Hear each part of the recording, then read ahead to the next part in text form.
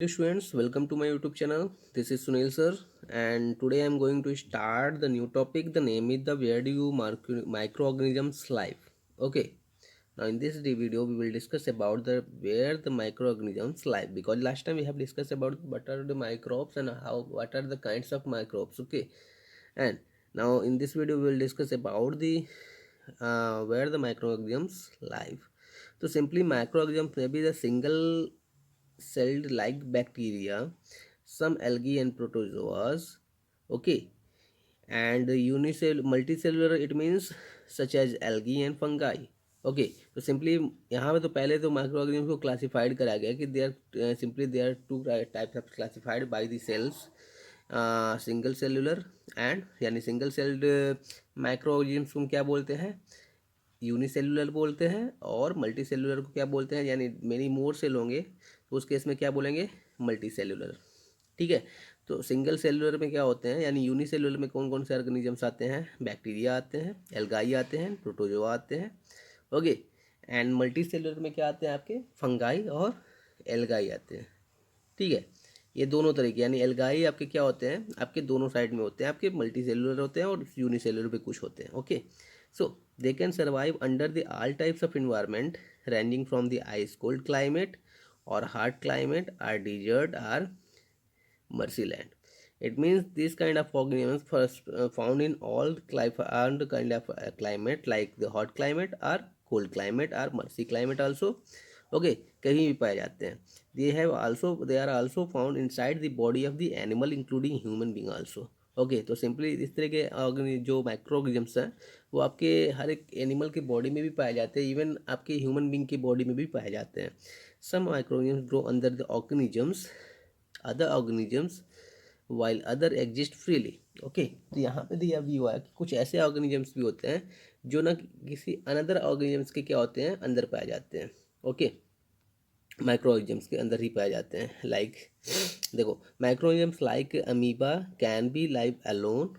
देखो यहाँ दिया हुआ है कि अमीबा जो होता है, जो प्रोटोजोआ एक प्रकार का, तो अमीबा जो है वो लाइव करता है, अलोन करता है, वाइल फंगी एंड बैक्टीरिया में लाइव इन कॉलोनीज। ओके, जबकि जो फंगी और बैक्टीरियाज होती हैं वो क्या होती हैं, आपकी कॉलोनीज में क्या करती हैं, लाइव करना पसंद करती हैं। ओके, तो इस तरीके से माइक्रोऑर्गेनिज्म को क्लासिफाइड कर ले कि वे कहाँ रहते हैं और वो किस टाइप के होते हैं according to this cell. Okay, now let's see the next point is here, how we can say that the microorganisms are friendly just like a friend. ठीक है, कैसे हम उसको बोलेंगे कि microorganism just like a friend, और microorganism का use हम फ्रेंडली तरीके से कैसे कर सकते हैं। ओके, simply microorganism use in the various purposes. Okay, they are use in the preparation of curd, bread and cake also. So in this case we can say that here is the friendly relation with microorganisms. Okay, now let's see how they are also use the cleaning of the environment also. For example, the organic waste, vegetable peels, remain of animals and feces जो होते हैं उनको क्या करते हैं, वो convert कर देते हैं मैन्योर में with the help of microorganisms. Okay, now you also know that some of the bacteria also used for the medicine preparation, the medicine also, and in the agriculture they are used to increase the soil fertility to fixing nitrogens. तो okay, देखो यहाँ पे ना बहुत सारी चीज़ें use करी गई हैं, मतलब जो माइक्रोइज्म है उसके बहुत सारे फ्रेंडली बिहेवियर यूज करे गए हैं, यहाँ पे बताया गया है। इसको भी देखते हैं हम लोग, एंड उसके बाद one by one you have to explain the another example here, how we can say that these are the behaving like a friendly behaving. Okay, let's see here, the first point is here the making of curd. Okay, so in this case देखते हैं क्या होता है। Okay, so curd contains several kind of microorganisms. You know that these bacteria are the known as the lactobacillus. Okay, promote the formation of curd. तो simply यहाँ पे जो lactobacillus bacterium है वो क्या है, आपका फॉर्मेशन ऑफ कर्ड के लिए रिस्पॉन्सिबल है, यानी कर्ड के फॉर्मेशन के लिए क्या है, वो रिस्पॉन्सिबल है। It multiple in milk and convert into the curd, and bacteria also involve in the making of cheese, pickles and the other food items. And important ingredient of rava, sooji and idli bhatura जो हम लोग घर पे बनता है, ठीक है ना, उसके अंदर जो आपकी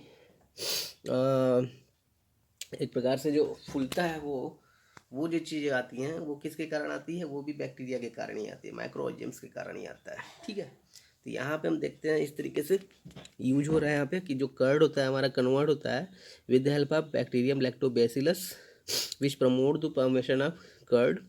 ओके, और इसमें सबसे ज़्यादा इंपॉर्टेंस रोल किसका होता है, हमारे बैक्टीरिया का होता है। ठीक है, now let's see the another point is here making of bread.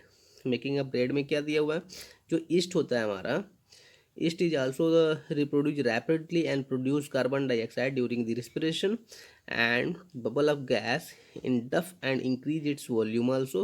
This is the basis of the using its baking industry and making bread, pastries and cake also.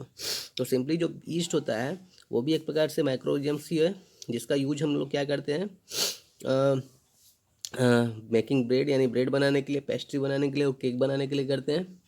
ठीक है, और इससे होता क्या है कि ये प्रोड्यूस करता है lots of carbon dioxide during respiration and bubble of the gas, जो कि वो क्या करता है ना, जब बबल ऑफ गैस निकलता है तो उसके इसमें वॉल्यूम्स को क्या करता है, इंक्रीज कर देता है हमारे रोटी को। ठीक है ना, तो उसके इसमें वो कन्वर्ट हो जाता है किसमें, ब्रेड में और पेस्ट्री में और केक में कन्वर्ट हो जाता है। तो इस तरीके से हम यहाँ कह सकते हैं कि हम यहाँ पे भी हम माइक्रोऑर्गेनिज्म्स का यूज कर रहे हैं एक अच्छे हेल्प के लिए, अच्छे पर्पज़ के लिए।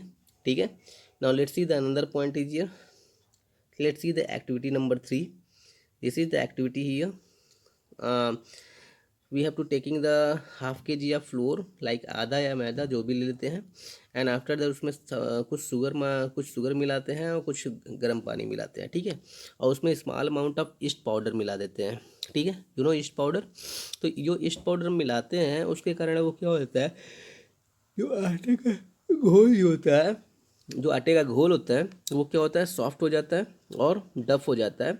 और उसके बाद after some period of time हम उसको देखते हैं तो वो क्या हो जाता है, जो डफिंग प्रोसेस होता है वो क्या हो जाता है, कुछ ऐसा बन जाता है, कुछ इस तरीके का बन जाता है, ये इस तरीके से फुल करके ऊपर हो जाता है। तो इस तरीके से क्या होता है कि हम लोग बोलते हैं कि ये जो चीज़ें हैं इससे क्या हमारा साबित हुआ कि जो ऑब्जर्वेशन निकला कि जो ईस्ट है वो प्रोड्यूस करता है rapidly and produce carbon dioxide during respiration.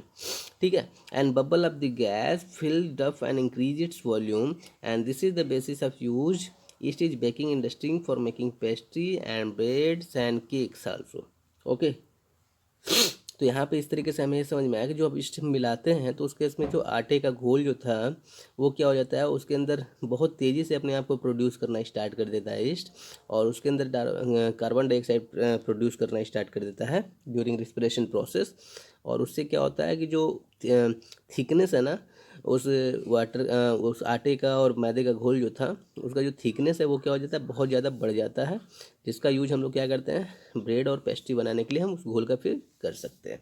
ठीक है, तो सिंपली ये भी हमें समझ में आ गया कि कैसे हम इसका फ्रेंडली बिहेवियर यूज करेंगे।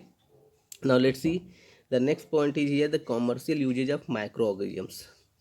सो the commercial uses of microorganisms क्या था यहाँ पे, the microorganisms are use for the large scale for promotion of alcohol, wine, acetic acid यानी जिसको हम विनेगर यानी सिरका बोलते हैं, इसके लिए करते हैं। तो कमर्शियल पर्पज़ का मतलब हो गया कि हम माइक्रोजम का यूज कहाँ कहाँ करेंगे जिससे हमारे कमर्शियल पर्पज़ यूज हो। ठीक है ना, and yeast is also use for the commercial production of alcohol and wine also. ठीक है, तो यहाँ पे क्या हुआ कि for this purpose the yeast is grown and the natural sugar present in grain like barley, wheat, rice, crust, fruit juice. Okay, the process of conversion of sugar into the alcohol is known as the fermentation. तो simply कहाँ कहाँ माइक्रोजम का use करते हैं और कैसे हम किसी भी प्रोडक्ट को हम कन्वर्ट करते हैं किसी अदर प्रोडक्ट में कन्वर्ट करते हैं, वो इसमें हम किस तरीके से कॉमर्शियल यूज करते हैं उसको हम इसमें देखने वाले हैं। ठीक है, तो let's see the first point is here what we have to do here this activity.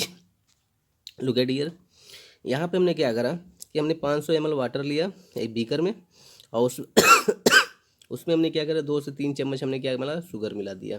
और उसके बाद उसमें हमने क्या किया, add small amount of east powder, उसमें हमने क्या किया, हमने उसके अंदर बीकर के पानी यानी शुगर सॉल्यूशन में हमने क्या करा, डाल दिया। एंड आफ्टर दैट हमने क्या करा, keep it covered warm places for 4 to 5 hour. अब उसमें क्या करा गया है, इसको कि 4 से 5 घंटे के लिए उसको छोड़ देना है। Now smell the solution and could you get a smell. तो क्या होता है, अब उसके बाद हम 4-5 घंटे छोड़ने के बाद हम क्या करते हैं ना, उसके स्मेल को सूंघते हैं, फिर क्या होता है देखते हैं, ऑब्जर्व करते हैं। तो देखो ऑब्जर्वेशन में क्या निकलता है। ऑब्जर्वेशन में निकलते हैं यहाँ पे ये है, this is smell of the alcohol as sugar has been converted into the alcohol by yeast. Okay, तो जो हमने ईस्ट मिलाया था उसमें शुगर सॉल्यूशन में, वो क्या कर देता है कि 4-5 घंटे के अंदर उसके अंदर कुछ कन्वर्ट कर दे, फर्मेंटेशन करना स्टार्ट कर देता है, जिसके कारण वो शुगर सॉल्यूशन किस में कन्वर्ट हो जाता है, अल्कोहल में कन्वर्ट हो जाता है और खट्टी सी एकदम स्मेल आने लगती है जिसको। तो यहाँ पे जो फर्मेंटेशन प्रोसेस हुआ है वो किसके कारण हुआ है, प्रेजेंट ऑफ ईस्ट के कारण हुआ है।